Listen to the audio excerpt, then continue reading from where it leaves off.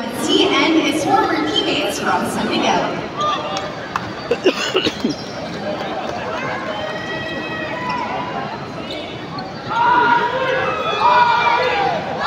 Now we will be presenting the framed San Miguel jersey to Arwin Santos.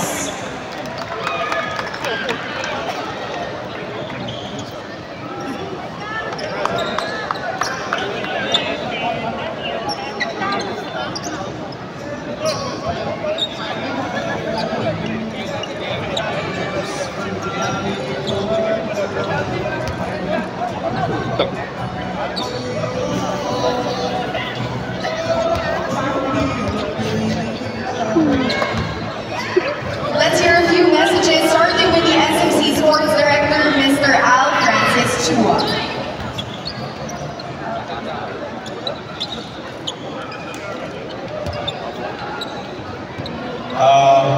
Magandang hapon sa inyo lahat. Nag-iisang Spider-Man.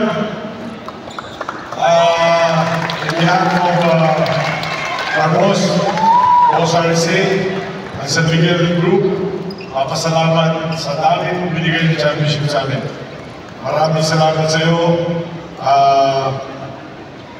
Palagi ko, hindi na maglalaro dito, mag-artista na lang, mukhang artista na eh. Very seriously, thank you so much. Hindi lang sa San Miguel Group, kundi sa PBA, sa UAP, marami ka na-inspire ng mga bata. Pagpatuloy mo, dahil yung mga anak mo, nakita ko, lalaki din. Balang araw, isa sa mga yan, sigurado makikita natin naglalaro. Coach yung business mo. So again, I'm so proud of you. Okay? Thank you for helping us. Thank you. Thank you so much.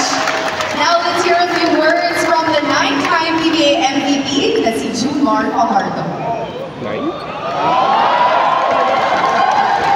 Magandang hapon sa ating lahat. Salamat sa lahat na nagpunta. Arwin, deserve ko na retire yung jersey mo sa sobrang daming championships na pinagsamahan natin. Isa ka sa mga crucial part ng mga championships na yun. So, happy kami para sa'yo. God bless, bro. Thank you very much, Junmar. Now let's hear from playing assistant coach Chris Ross.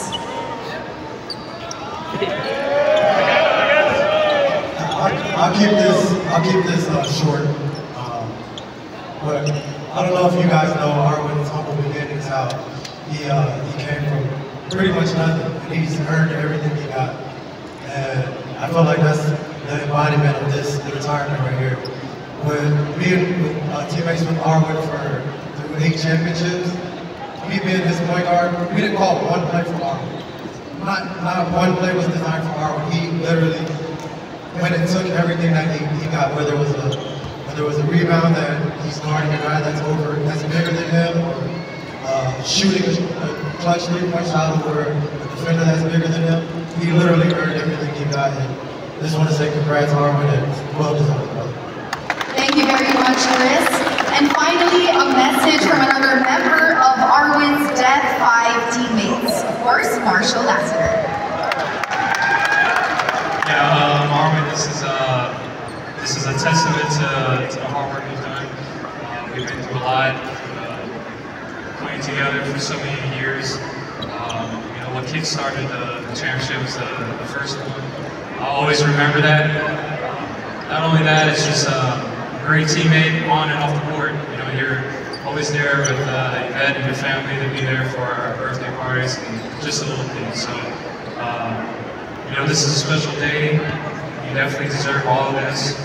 And, we couldn't do this without you. So, for me to, for my family, your family, thank you so much. And, God bless. Many more, bro. Thank you very much, gentlemen. Now to present their send-off token to Arwin, may we please call on Mr. Robert Lon, SME Governor, who will be giving the SME jacket and cap to Arwin Santos. And this symbolizes a lot of things, but the most important thing is is that it is as if Arwin's been a beerman from the very beginning. This is a symbolic gesture of the San Miguel Beerman franchise, demonstrating just how Arwin's PBA career may have as well been with SMB from the very start.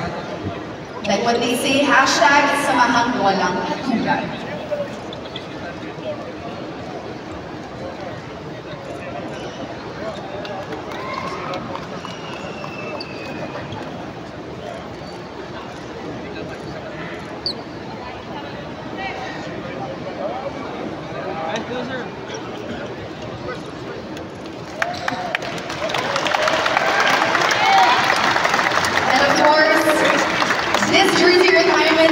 Ceremony will not be complete without hearing from the Spider-Man himself. Ladies and gentlemen, Arwin Santos.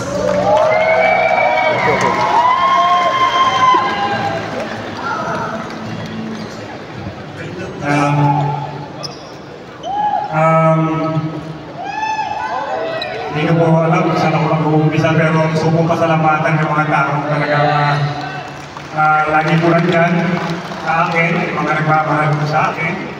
Lalo na po ang aking pamilya, si Beth, si Woody, si Audrey, si Danica, si Ella, si Leona, at ang aming lalaki, si Logan. Siyempre ang aming boss, si Boss RSA.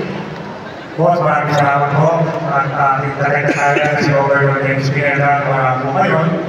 At si Boss Al, si Boss Robert, maraming salamat. Boss Al, sobrang appreciate ko po yung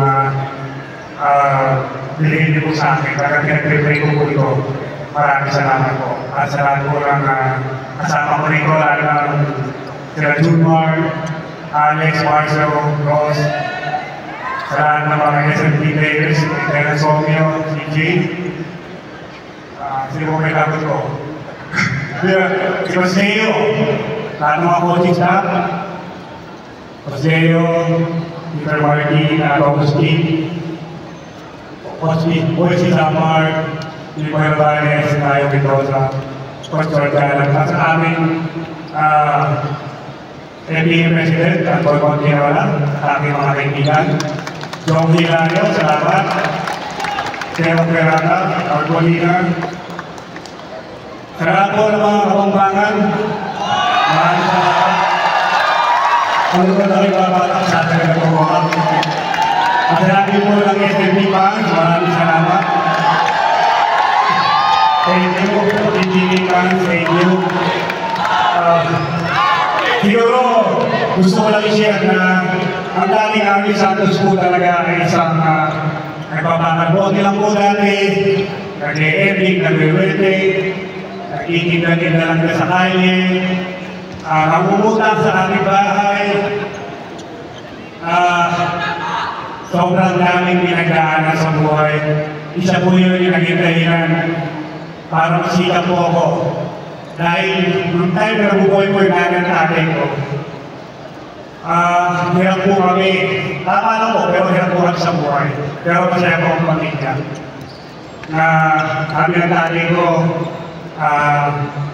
sana Arwin, matupad yung pangalan mo, kaya tayo na namatay sa year 2000. Yun, pinangako mo doon sa bangkay ng tatay ko. Sisikap ako. Suportahan ko si mama, aking pamilya, sa lahat ng hindi kami biguin. Kaya nandito po ako ngayon, hindi ko po nagawa ito, hindi po dahil sa inyo, sa aking mga nagtiwala sa akin, sa pamilya ko, sa lahat ng kasipan. Maraming salamat po talaga. Isa na po ba sabi ko, wala po nagagawin posible sa mundo. Dahil ako po mismo, na hindi ko po pinangarap na maging magaling na basketballista. Gusto ko lang po lang, makatulong lang po ako sa pamilya. Makapag-uwi lang po ng pangangailangan sa bahay. Hindi lang po talaga. Pero, God is great. Hindi niya po ako ng more than that sa aking mga pinapangarap. Hindi ko po akalain na ngayon sobrang ako-overwhelmed ko ako. Sobrang saya po ng feeling. Sobrang sarap po ng feeling.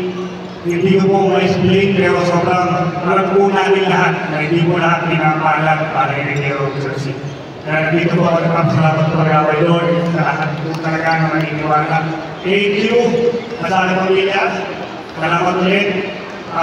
Dito lang po nagsasabi na kahit anong posisyon natin sa buhay, bakit bote naman, o ano man ang pinagdadaanan ng car washer, o ano man. Kaya nyo rin po ang natupad ko. Kaya nyo rin po ang takot ko. Depende lang muna kung paano nyo po abutin. Basta wala pong paglalaya, wala pong pangalaman, wala pong kayabangan. Pasensya na rin po, gusto rin po humingi ng sorry sa mga fans na naiinis po sa akin. Sorry sa mga players. Sorry din po kung nagkatawag po tayo ng sakingan sa mga sa lahat po ng mga naiinis po. Sorry. Hindi na po gusto ko sabihin. Pasensya na po kayo kasi po si Arvin Santos. Yung time na yun, parang pagka nagugutom tayo, may sabi ng papa ko, pagka nagugutom tayo, kasi gumawa ka ng paraan para lang mabuhay. Siguro yung time na nag-isa ako ng basketball, kaya kailan sila maakas ako. Hindi nila alam, kaya lang po ako ganun kaakas sa laro. Kasi po may pangangailangan din po kami. Hindi yung buhay din po kami. Kaya pagpasensyahan niyo na po ako, wala po ako masamang intention. Gusto ko lang po manalo. Gusto ko lang po masaya. Gusto ko lang po. Maraming salamat. God bless you.